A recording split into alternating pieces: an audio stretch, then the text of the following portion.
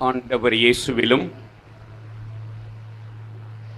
நமது மறை மாவட்ட பாதுகாவலர் மறை சாட்சி புனிதர் அருளானந்தரிலும் என் அன்பிற்கினிய அருள் தந்தையர்களே, இருபால் துறவியர்களே, பொதுநிலை சகோதர சகோதரிகளே,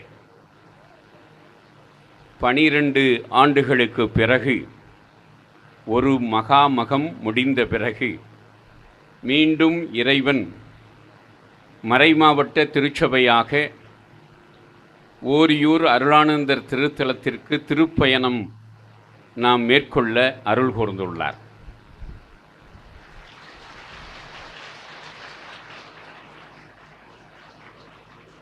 புனிதர் அருளானந்தரும் இரு கரங்களையும் விரித்து நம்மை பெரிய இடைவெளிக்கு பிறகு நமது மறைமாவட்ட திருப்பயணத்திற்கு வரவேற்கிறார்.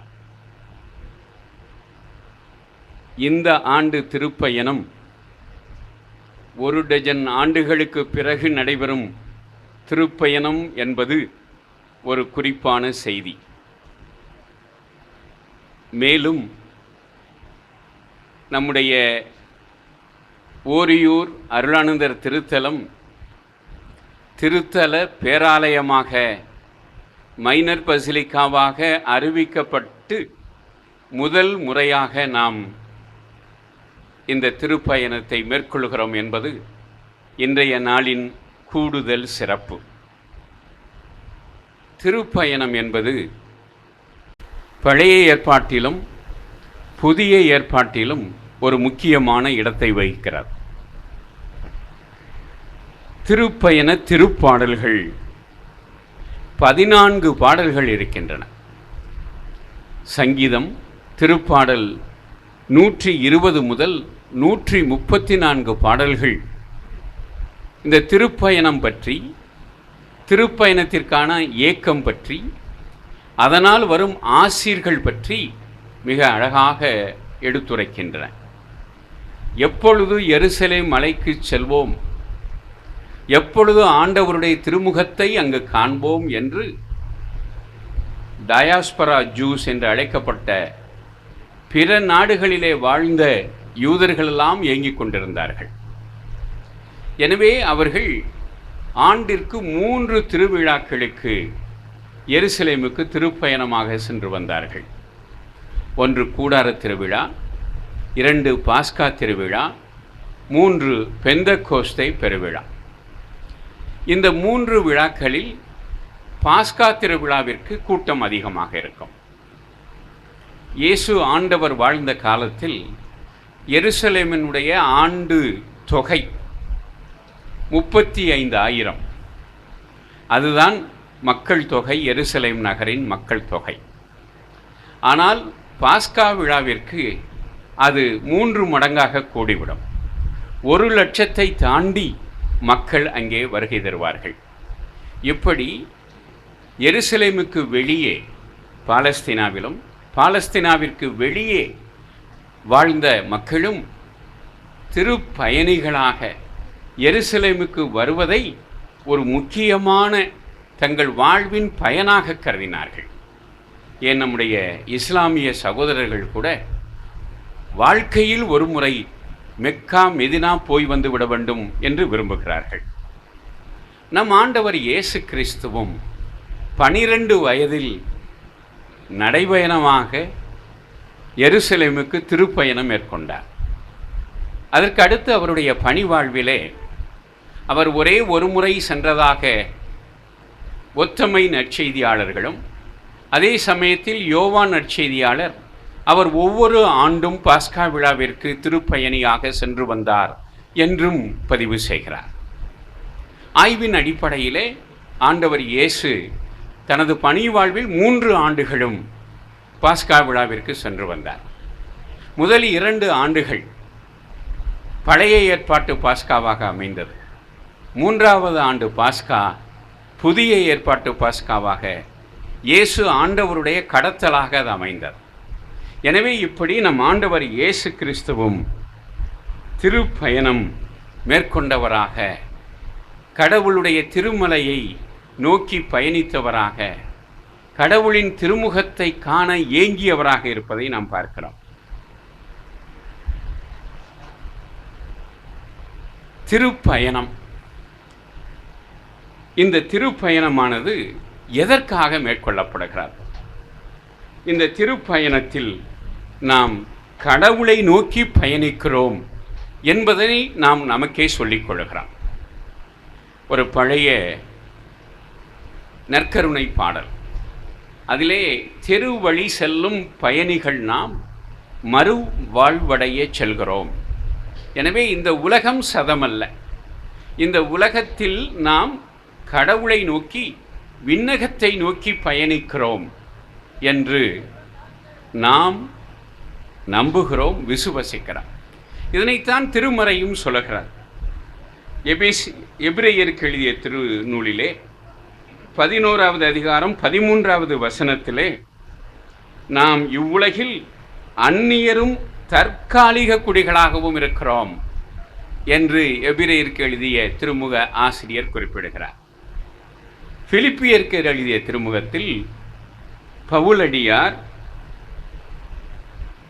நமக்கோ விண்ணகமே தாய்நாடு என்று அழுத்தம் திருத்தமாக குறிப்பிடுகிறார். பவுலடியாருடைய திருமடல்களிலே ஒன்றுக்கு மேற்பட்ட இடங்களிலே விண்ணகமே நமது தாய்நாடு என்ற சொல்லாட்சி காணப்படுவதை நாம் பார்க்கிறோம். அப்படி என்றால் இந்த உலகம் சதமல்ல. இந்த உலகில் நாம் தற்காலிக குடிகள், சரியாக சொல்லப்போனால் நம் திருப்பயணிகள். மறு வாழ்வடைய, இறைவனை முகமுகமாக தரிசிக்க நாம் சென்று கொண்டிருக்கிறோம் என்பதுதான் உண்மை. நாம் பிறந்து இளைஞர்களாக இருக்கிற பொழுது இந்த உண்மையை நாம் உணர தவறியிருக்கலாம். ஆனால் வயது ஆக ஆக யாரும் முதுமையை முற்றிலுமாக தள்ளி போட முடியாது. ஆனால் அதனை மெதுவாக்கலாம். ஆனாலும் பிறந்த மனிதர்களெல்லாம் இறக்கிறார்கள்.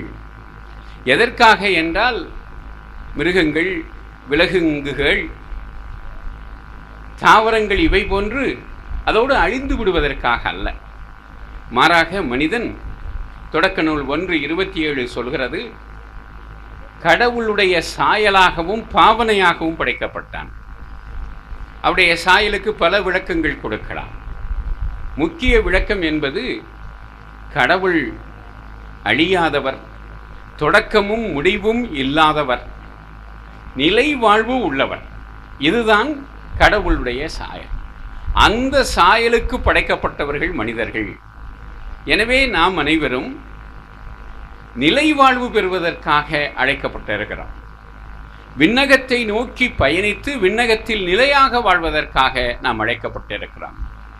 இறைவனுடைய பேரின்ப வீட்டில், மோட்ச வரகதியில், பரலோகத்தில் நாம் எந்நாளும் வாழ்வதற்காகத்தான் அழைக்கப்பட்டிருக்கிறோம்.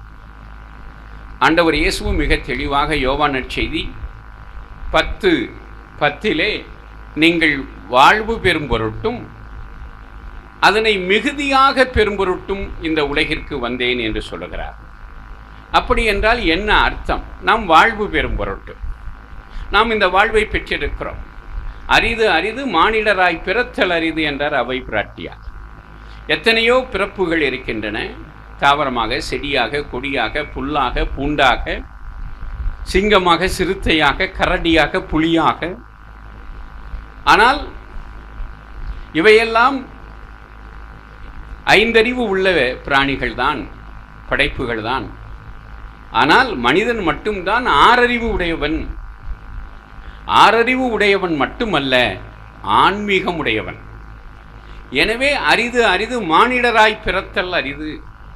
எனவே நாம் இப்படி படைக்கப்பட்ட நாம் மற்ற படைப்புகள் போன்று இல்லாமல் இந்த உலகத்தை கடந்தும் வாழ்வதற்காக படைக்கப்பட்டிருக்கிறார்.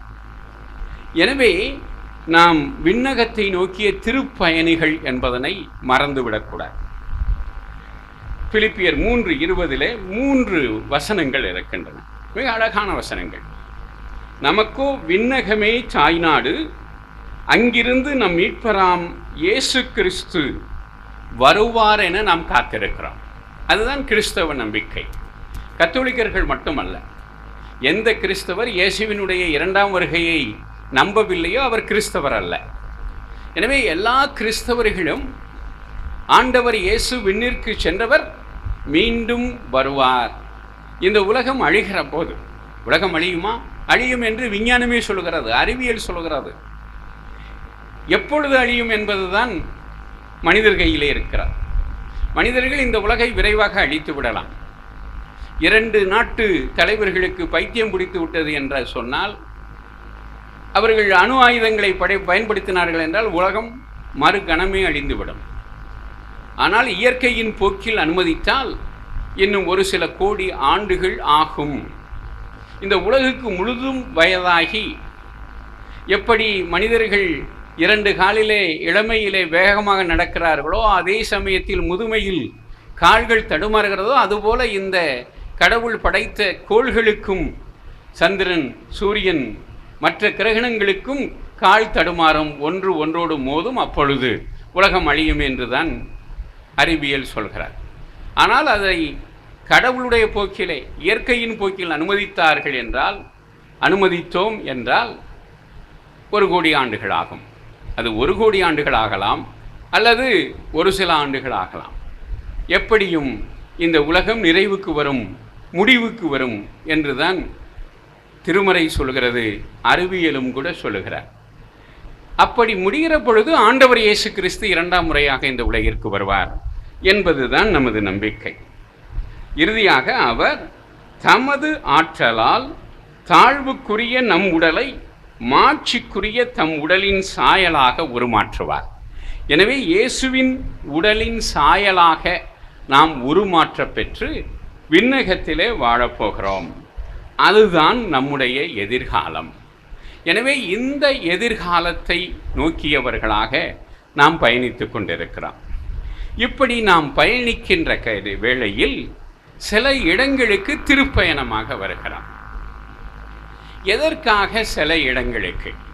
அன்னை மரியா காட்சி கொடுத்த இடங்களுக்கு, அல்லது மறை சாட்சியர்கள் தங்களுடைய இன்னுயிரை இந்த விசுவாசத்திற்காக கொடுத்த அந்த மறை தளங்களுக்கு ஏன் நாம் செல்ல வேண்டும்? எல்லா இடத்திலையும் தானே சாமி இருக்கிறார். அவர் தூணிலும் இருக்கிறார், துரும்பிலும் இருக்கிறார். எனவே அங்கெங்கே இருந்து அவரை வணங்கிவிட்டால் போதாதா என்று இன்றைக்கு அல்ல. தந்தை லூர்து சேவியர் அவர்கள், பூண்டியை பிரபலமாக்கிய தந்தை லூர்து சேவியர் அவர்களிடம் கேட்டார்கள். அதற்கு அவர் பதில் சொன்னார், எல்லா இடத்திலும் நீங்கள் கிணறு வெட்டினால் அல்லது போர் போட்டால் தண்ணீர் வருவதில்லை. சில இடங்களில் தான் தண்ணீர் வருகிறார்.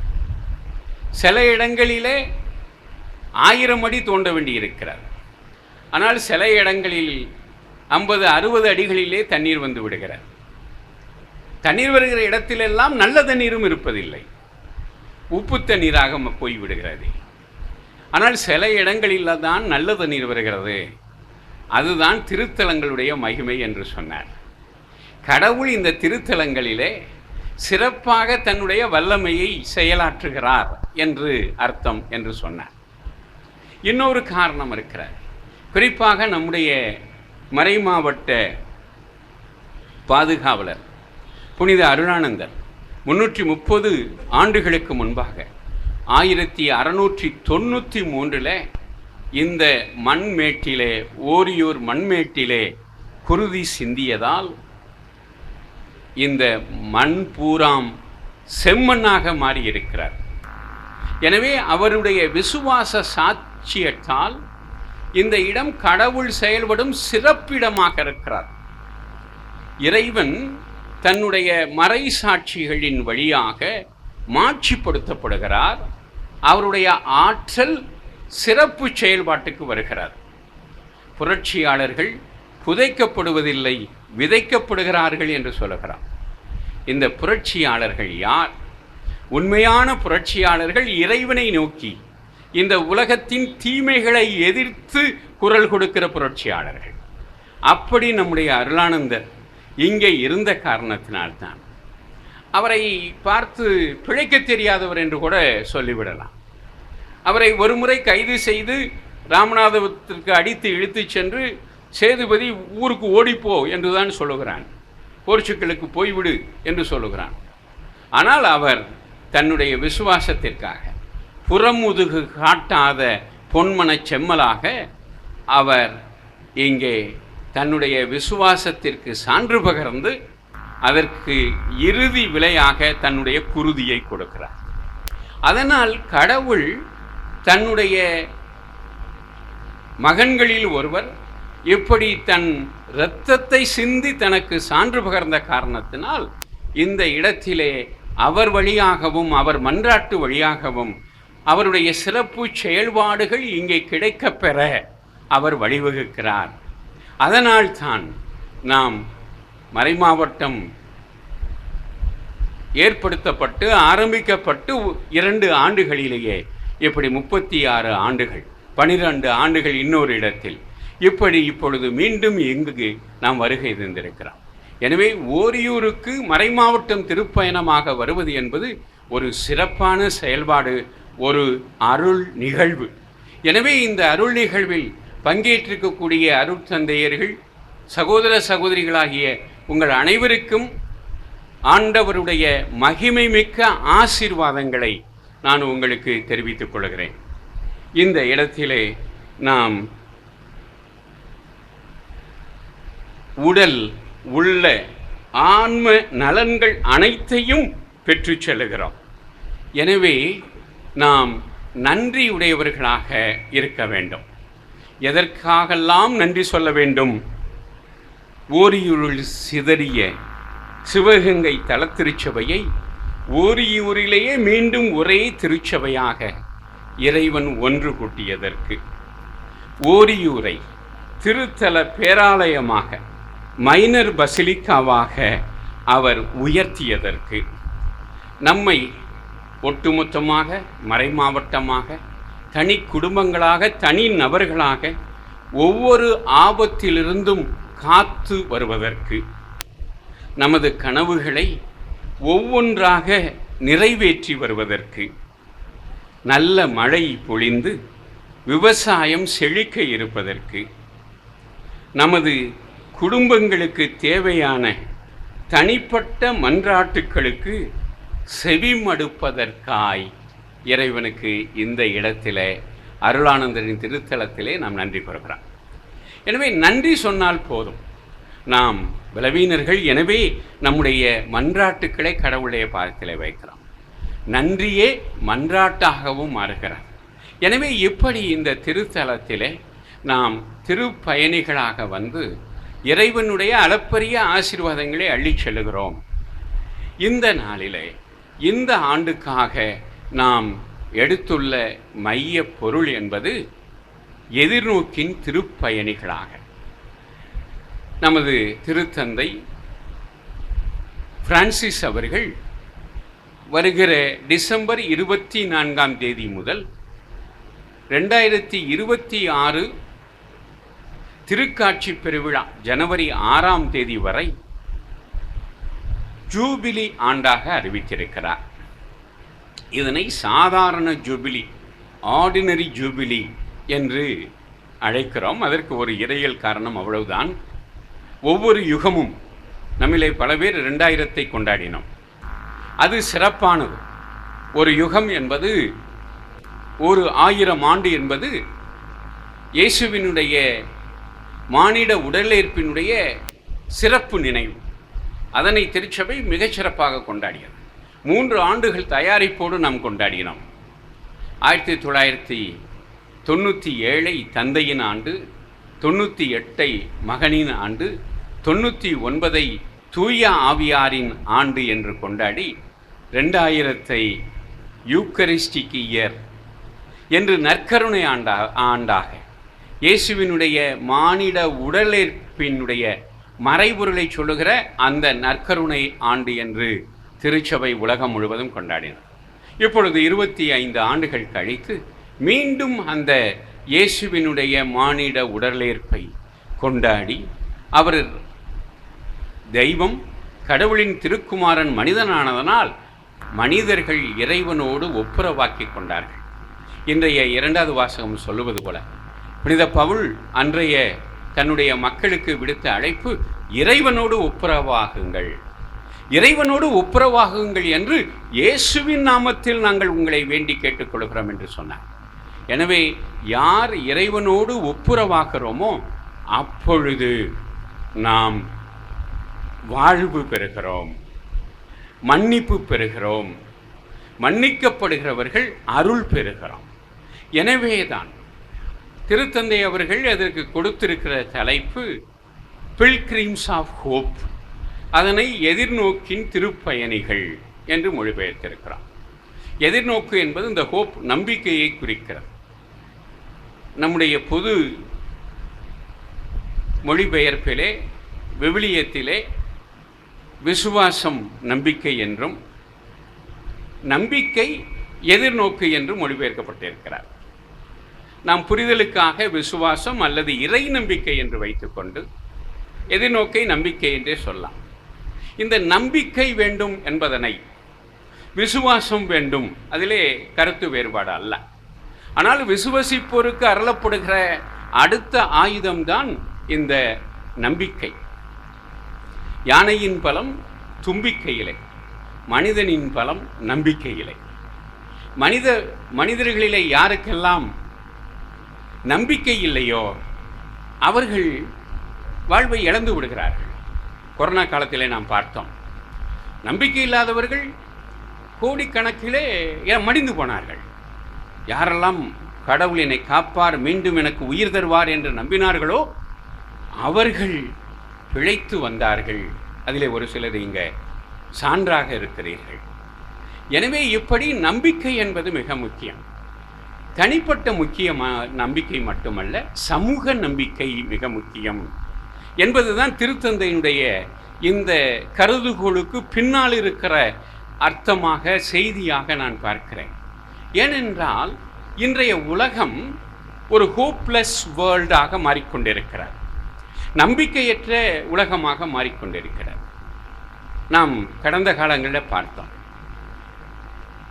போன்ற நூற்றாண்டில் 20ஆம் நூற்றாண்டில் 2 உலகப் போர்களை இந்த உலகம் சந்தித்தார். 1914 18 வரை, அதற்கு பிறகு 1942 45 வரை 2 உலகப் போர்கள். ஏறத்தாழ உலகம் அழிந்து விடுமோ என்ற அச்சம் ஏற்பட்டது. அதற்கு பிறகு உலகத்தை காக்கின்ற ஐக்கிய நாட்டு சபைகள் போன்ற அமைப்புகள் ஏற்படுத்தப்பட்டன. ஆனால் அதையும் மீறி இலங்கையிலே போர், அந்த சுதந்திர போர் தோற்று போனது. அதற்கு பிறகு உக்ரைன் ரஷ்ய போர், அதற்கு பிறகு பாலஸ்தீனம் இஸ்ரேல் போர் என்றது இப்பொழுது இஸ்ரேல் ஈரான் போர் என்று வடிவம் எடுத்துக் கொண்டிருக்கிறார். எப்படி போனால் உலகம் விரைவிலேயே அழிந்து விடுகிற அபாயம் இருக்கிறார். ஆனாலும் கடவுள் இந்த உலகிற்கென குறித்த காலங்கள் நிச்சயமாக நிகழ வேண்டும், வாழப்பட வேண்டும் என்பதனைத்தான் அந்த நம்பிக்கையை நமக்கு கிறிஸ்தவம் தருகிறார். கிறிஸ்தவ நம்பிக்கையை பற்றி சொல்லுகிற பொழுது it's a hope against hope என்று சொல்வார்கள். நம்பிக்கை அற்ற சூழலிலும் நம்புவர். நம் ஆண்டவர் இயேசு கிறிஸ்துவும் இதனைத்தான் தன்னுடைய சீடர்களை, குறிப்பாக உதவி நாடி வந்தவர்களே, அம்மா உன் நம்பிக்கை உன்னை குணமாக்கிற்று என்று சொன்னார். உன் விசுவாசம், இங்கே விசுவாசம் உன்னை குணமாக்கிற்று. எனவே நம்முடைய நம்பிக்கை என்பது அல்லது எதிர்நோக்கு ஹோப் என்பது தனி மனிதர்களுக்கும் வேண்டும், சமூகத்திற்கும் வேண்டும். சமூகம் என்று சொல்லுகிற பொழுது உலக சமூகம், நாட்டு சமூகம், நம்மை பொறுத்தளவில் மறை மாவட்ட சமூகம்.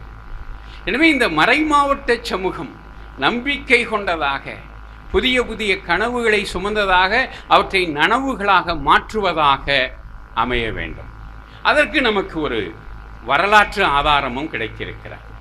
என்னுடைய முதல் கனவே இப்படி நம்முடைய மறைமாவட்ட சமூகம் முழுவதும் ஓரிடத்தில் கூட வேண்டும், அதுவும் ஓரியூரில் கூட வேண்டும். அருள் பணியாளர்கள், இருவாழ் துறவிகள், பொதுநிலையினர் இணைந்த ஒரு உயிர் துடிப்புள்ள சமூகமாக இந்த மறைமாவட்டம் திகழ வேண்டும் என்பதுதான் முதல் கனவு. அது ஏறத்தாழ நிகழ்ந்து விட்டது போல நிகழ்ந்து இது ஒரு நாளில் முடிவதல்ல, தொடர வேண்டிய ஒன்று.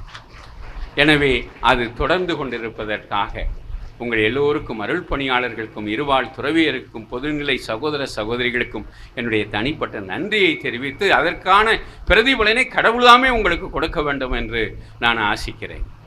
எனவே இப்படி நாம் இந்த எதிர்நோக்கின் பில்கிரிம்ஸ் ஆஃப் ஹோப், எதிர்நோக்கின் திருப்பயணிகளாக நாம் பயணிப்போம். இப்பொழுது இந்த திருப்பயணத்தில் நாம் ஜெபிக்கிறோம், நம்முடைய நலன்களை பெற்றுக்கொள்கிறோம் என்பதனையும் தாண்டி இந்த திருத்தலம் நாம் திருப்பயணிகளாக மறைமாவட்டமாக, முழு மறைமாவட்டமும் வந்து கூடினால் இங்கே ஓரியூர் தாங்கார், அது எல்லோருக்கும் தெரியும். ஆனால் மறைமாவட்டத்தினுடைய பிரதிநிதிகள் என்ற முறையில் நாம் வந்திருக்கோம். ஆண்டு முழுவதும் நான் நினைத்து பார்த்தேன், ஆண்டு முழுவதும் உங்களை தேடி நான் வருகிறேன், பங்குகளுக்கும் கிளை பங்குகளுக்கும். ஆனால் ஆண்டில் ஒரு முறை நாம் எல்லோரும் சேர்ந்து இங்கே ஓரியூர் அருளானந்தரை நோக்கி வருகிறோம். எனவே இப்படி நாம் வருகிற பொழுது சில நலன்களை எடுத்துச் செல்வது மட்டுமல்ல, சில குறிக்கோள்களையும் நாம் நமக்கென்று குறித்து கொண்டு செல்ல வேண்டும்.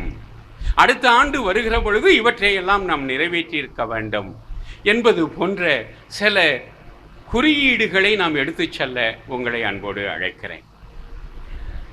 எந்தெந்த குறியீடுகள் என்று சொன்னால், நாம் இந்த விசுவாச சமூகம் என்று சொல்லுகிற பொழுது இந்த விசுவாசம் எதிலே அடங்கி இருக்கிறது, யாரிடம் முதலிலே வெளிப்பட வேண்டும்? நிச்சயமாக குருக்கள், துறவிகள். ஏனென்றால் நாங்கள் வாழும் வெளி அடையாளங்கள், விண்ணகத்தினுடைய முன் சுவை, அதிலே கருத்து வேறுபாடல்ல. ஆனால் பெரும்பான்மையாக இருப்பது பொதுநிலை சகோதர சகோதரிகள்.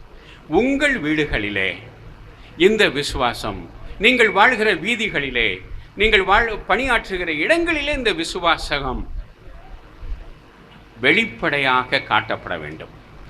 அந்த விசுவாசம் வளர வேண்டும்.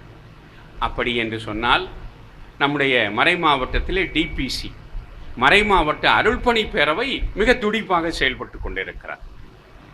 இப்படி எல்லா இடத்திலும் இருப்பதில்லை. எனவே அவர்கள் முன்வைத்த முதல் கோரிக்கை என்ன என்று சொன்னால், இத்தனை ஆலயங்கள், நிறைய ஆலயங்களை நாம் புதுப்பிக்கிறோம், புதிய ஆலயங்கள் கட்டுகிறோம், ஆனால் அதற்கு பிறகு எப்பொழுதாவது ஒரு முறை தான் அதை திறக்கிறோம் என்று அல்லாமல் ஒவ்வொரு நாளும் காலையும் மாலையும் 6 மணிக்கு அஸ்தால மணி அடிக்கப்பட வேண்டும், காலை மாலை ஜெபங்கள் சொல்லப்பட வேண்டும், அதற்கு பிறகு குடும்ப ஜெபங்கள் சொல்லப்பட வேண்டும். அதற்கு ஹோலி கிராஸ் அவையினுடைய தனி பணியாக இந்த பணியை அவர்களிடம் ஒப்படைத்திருக்கிறேன். அதே போல நற்செய்தி பணியாளர்களும். எனவே நம் குடும்பங்களை இரவு ஜெபம் சொல்வதை ஒரு வழக்கமாக, ஒரு கடமையாக கொள்ள வேண்டும். வீட்டுக்கு எல்லாரும் வந்த பிறகு டெலிவிஷனை ஆஃப் பண்ணிடணும், செல்ஃபோனை ஆஃப் பண்ணிடணும். இதுக கதறதுனால தான் பல பேர் கதறிக்கிட்டே இருக்கிறோம். இதுகளை ஆஃப் பண்ணோம்னா நம்ம வாழ்க்கை அமைதியாக இருக்கும். எனவே குடும்ப ஜெபம் சொல்லி எல்லோரும் திருச்செப மாலை ஜெபித்து அன்றைக்குரிய இறை வார்த்தையை வாசித்து சுயமாக உங்களுடைய ஜெபங்களை சொல்லி அந்த ஜெபத்தை இறைவனுக்கு ஒப்பு கொடுத்து உணவு உண்டு அதற்கு பிறகு நீங்கள் தூங்கப்போங்கள். அப்படி என்றால் உங்களுடைய வாழ்க்கை சிறப்பாக அமைவதோடு நம்முடைய சிவகங்கை திருச்சபை பழைய காலத்தினுடைய பெருமைக்கு திரும்பும். நம்முடைய சிவகங்கை திருச்சபையை தேவ அழைத்தலினுடைய தொட்டில் என்று அழைத்தோம், கிரேடில் ஆஃப் ஒகேஷன். நான் திருத்தந்தையை பார்க்குற போது கொஞ்சம் பீத்திக்கிட வேண்டிய சூழல். எங்கிட்ட நிறைய விசுவாசம் இருக்குது, நிறைய மக்கள் இருக்கிறாங்க, ஒரு 2 லட்சம் கத்தோலிக்கர்கள் இருக்கிறார்கள், இளம் மறை மாவட்டம், இப்படியெல்லாம் சொல்லிட்டு நான் சொன்னேன், ஒரு காலத்தில் நாங்கள் cradle of vocation for India and beyond அப்படின்னு சொன்னேன்.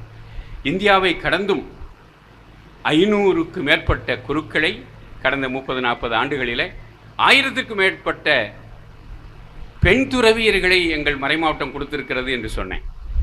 நான் மற்றதுக்கெல்லாம் பெனிசிமோ என்று சொல்லி கொண்டிருந்தார் திருத்தந்தை. 15 நிமிடங்கள் 1-to-1 மீட்டிங். இது ரொம்ப அரிதான ஒன்று, அது கிடைத்தது, அது அருளானந்தருடைய புண்ணியம் என்று நினைக்கிறேன். அப்படி பெனிசிமோ வெரி குட் சொல்லி கொண்டிருந்தவர். நான் ஒரு காலத்தில் நாங்கள் கிரீடல் ஆஃப் ஒகேஷன் என்று சொன்னேன். ஹவு இஸ் இட் நவ் அப்படின்னு கேட்டார். இப்போ எப்படி இருக்குனார், தலையை சொரிய வேண்டிய சூழல் ஏற்பட்டது. இப்போ கொஞ்சம் மோசம்தான். அதனால தான் அப்பாஸ்டலிக் ஸ்கூலு எங்கள் மறை மாவட்டத்தில் ஆரம்பிச்சிருக்கிறேன் என்று சொன்னேன். எனவே நாம் இந்த தேவ அழைத்தல் பெருக வேண்டும். இப்போ 1 2 ஆகி போச்சு அதனாலே இல்லைன்னு சொல்லக்கூடாது. அந்த காலத்தில் 4ல் 2 கடவுளுக்கு 2 உலகத்துக்குன்னு சொன்ன தாய்மார்கள் இருந்தார்கள். ஆனால் இப்போ 1 இருந்தாலும் பரவாயில்ல கொடுக்குறோம், கடவுள் அழைத்தால் நான் தருகிறேன் என்று சொல்லுகிற தாய்மார்கள் வேண்டும். ஒரு அரசியல் தலைவர் என்னிடம் வந்தார். மரியாதை நிமித்தமாக பார்ப்பதற்காக வந்தார். ஆயரான பிறகு நான் அவர் என்ன தலைப்பில் பேச போகிறாரோன்னு யோசித்து கொண்டிருந்தேன். அல்லது வருகிற தேர்தலை பற்றி பேசுவாரா என்று நினைத்தேன். அவர் கேட்ட முதல் கேள்வி, தேவழைத்தல் எப்படி இருக்கிறது ஃபாதர் என்று கேட்டார். எனக்கு ஆச்சரியம். ஏனென்றால் அவர் வெளிநாடுகளுக்கு சென்று வருகிறவர், அதனால் கிறிஸ்தவத்தை பற்றி தெரிந்தவர். இல்லை கொஞ்சம் மோசம் அப்படின்னு சொன்னேன். ஏதாவது செய்யுங்க பிஷப் அப்படின்னார். சொல்லிட்டு என்ன சொன்னார்னா, தாய்மார்கள்ட்ட பேசுங்கன்னார்.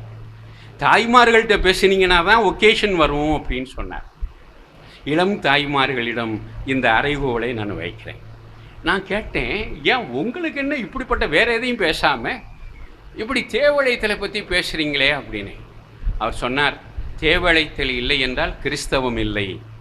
சரி, கிறிஸ்தவம் இல்லைன்னா உங்களுக்கு என்ன? கிறிஸ்தவம் இல்லாமல் போனால் மனித முகம் அற்றதாக உலகம் மாறிவிடும். அந்த அபாயம் வந்தால் உலகம் தாங்காது என்று சொன்னார். எனவே தான் நாம் கிறிஸ்தவர்களாக இருப்பதிலே பெருமைப்பட வேண்டும். எனவே இப்படி இந்த ஃபர்ஸ்ட் டேக்அவே குடும்ப ஜெபம், தேவ அழைத்தல். இரண்டாவதாக நம்முடைய கனவுகள், புதிய பேராலய கட்டடம், குருக்களுக்கான ஓய்வு பெற்ற குருக்களுக்கான இல்லம். இந்த கனவுகள் விரைவிலே மெய்ப்பட வேண்டும். முதியோர்களை நாம் சிறப்பாக பாதுகாக்க வேண்டும், பேண வேண்டும். அதற்காக இந்த முதியோர் நண்பகல் உணவு திட்டம் விரைவிலே ஆரம்பிக்கப் போகிறோம். அது வெற்றியடைய வேண்டும் என்று நான் சொல்ல விரும்பவில்லை. மாறாக முதியோர்களுக்கு, 80 வயதுகளை தாண்டியவர்களுக்கு பயனுள்ள திட்டமாக, வறுமையால் அல்லது முதுமையால் ஒரு வேளை உணவை சூடாக சமைத்து சாப்பிட முடியாமல் இருப்பவர்களுக்கு நாம் உணவு கொடுத்து, இந்த இறையாட்சி சமூகம், சிவகங்கை தலத்திருச்சபை என்பது நலிவுற்றவர்கள் மேல் கரிசனை உள்ள ஒரு சமூகம் என்பதனை நாம் காட்ட வேண்டும். அதற்கான அருளை நாம் பெற வேண்டும் என்பதுதான். இறுதியாக நம்முடைய மறை மாவட்டத்திற்கென்று இருக்கிற புனிதர் என்று சொன்னால் அருளானந்தர், இயேசு சபையை சார்ந்தவர். அடுத்த புனிதருக்கான முயற்சிகள் மேற்கொள்ளப்பட்டு வருகின்றன. அவரும் இயேசு சபையை சார்ந்தவர். நம்முடைய இயேசு சபை மறைப்பணியாளர்களுக்கு நாம் நன்றி கடன் பெற்றிருக்கிறோம். அருட்தந்தை லூயி மரி லெவே அவர்கள் இப்பொழுது இறை ஊழியராக அறிவிக்கப்பட்டிருக்கிறார். அடுத்து அவர் த வெனரபிள், வணக்கத்திற்குரியவர் என்று அறிவிக்கப்பட வேண்டும். நான் பொறுப்பேற்ற பிறகு நான் பொறுப்பு தேர்வு நிலை ஆயராக இருந்த பொழுதே 2 விஷயங்களிலே நான் கவனத்தை செலுத்தினேன். 2 மாதம் இருந்தது. அதனால் திட்டங்கள் தீட்டுவதற்கான காலமாக இருந்தது. அதில் ஒன்று மைனர் பசிலிக்காகவாக உயர்த்துவதற்கான உடனடி முயற்சிகள். அது கடவுள் கிருபையால் நிகழ்ந்து விட்டது. இரண்டாவதாக தந்தை லெவே அவர்களை புனிதர் பட்டத்திற்கு உயர்த்துவதற்கான வேலைகளை செய்ய வேண்டும். அது ஒரு பெரிய வேலை. சில புனிதர்களுக்கெல்லாம் 50 வருஷம் 100 வருஷம் கூட எடுக்கும். ஆனால் லெவே சுவாமி அவர்களுக்கு இந்த அடுத்த நிலை, குறைந்தபட்சம் வணக்கத்திற்குரியவர் என்ற நிலையை அவர் அடைவதற்கு 2 முறை ரோமையிலே அதற்கு பொறுப்பில் இருக்கக்கூடிய தந்தையர்களை, இறையியலார்களை நான் சந்தித்து வந்திருக்கிறேன். இப்பொழுது நான் கடந்த முறை ரோமை வேண்டுகையாளரை சந்தித்த போது நான் அவரிடம் கேட்டேன், மறை மாவட்டத்தின் ஆயராக நான் செய்ய வேண்டியது என்ன என்று கேட்டேன். நீங்கள் செய்ய வேண்டியதெல்லாம் செஞ்சிட்டீங்கன்னு சிரிச்சுக்கிட்டே சொன்னார். கட்ட வேண்டிய பணத்தை கூட அம்புட்டு பணத்தையும் உடனே கட்டிட்டீங்கன்னார். நான் என்ன பண்ணேன்னா, நம்ம கட்ட முடியுமா அம்புட்டு பணத்தை? அப்படியே அந்த ரிசிப்ட் எடுத்துகிட்டு போய் லெவே சாமியினுடைய மறை மாவட்டம், அவர் பிறந்த மறை மாவட்டத்துடைய பேராயரை சந்தித்து, ஐயா சாமி இதை பண்ணிடுங்கன்னு நான் அடுத்த முறை போகிறதுக்கு முன்னாடி அனுப்பிட்டார். எனவே இப்படி நீங்கள் செய்கிற வேலையெல்லாம் செய்து விட்டீர்கள். இனிமேல் நீங்கள் ஜெபம் செய்யுங்கள். நிறைய புதுமைகளை சுவாமி நிகழ்த்தியிருக்கிறார் என்று 25 வால்யூம் பார்த்தாலே புல்லரிக்கிறது. அதில் நம்முடைய மறைமாவட்ட வேண்டுகையாளர் நல்ல பணி செய்திருக்கிறார்.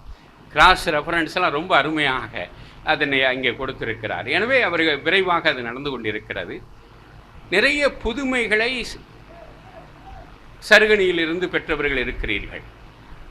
மருத்துவம் உறுதி செய்கிற புதுமைகளாக கருதுகிறவர்கள் நீங்கள் விரைவிலேயே சருகணி பங்கு தந்தையையோ அல்லது நமது வேண்டுகையாளர் அருள்பணி அந்துவானையோ சந்தித்து, அல்லது அவங்க 2 பேரையும் பார்க்கறது கஷ்டமாக இருந்தால் என்னையோ பார்த்து நீங்கள் இந்த புதுமையை நீங்கள் உறுதிப்படுத்தினீர்கள் என்றால்,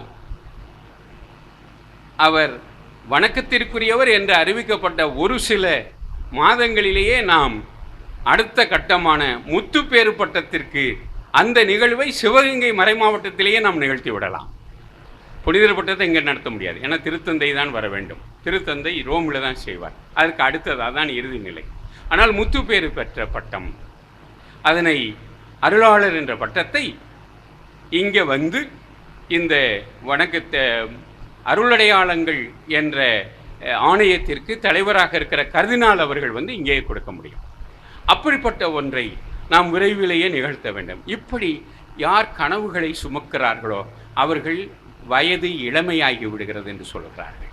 எனவே நமது திருச்சபை கனவுகளை சுமந்த சிவகங்கை திருச்சபையாக நமக்கு இருந்து,